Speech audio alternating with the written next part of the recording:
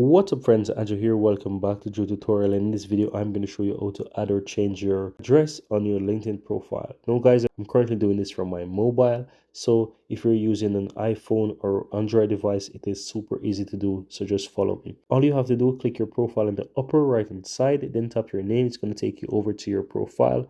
Then from here, just simply tap the pencil icon towards the right hand side where you have your name there, and it's going to take you into those details there. Scroll down guys, and you will have a section that says location region. Now, if the address that you want to add is in a different country or region, I also want to recommend that you change this as well. So let's say I want to change this from the United States to, let's say, Czech, right? So I'm going to type Czechia as an example, and as you can see, I can even add the city. So I'm going to say Prague as an example from there. Now, go ahead and click and save right here. Then go back into the settings again, and you want to add your home address or your living address or wherever that is, right?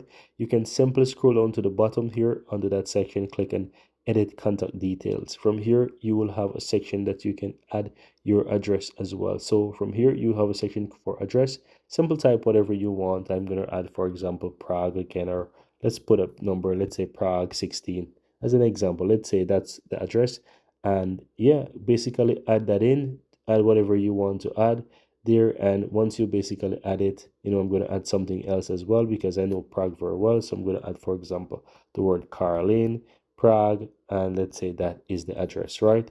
Now once you add that in guys, then all you really have to do now is just simple scroll down to the bottom, tap on save, and it's going to save there for you. And that's all that you have to do. As I said, you can always go ahead and add, for example, a city if you want while you have your location region, and just save that to ensure that all is corresponded to your location, your region, and your home address if you want to do so. And that's it.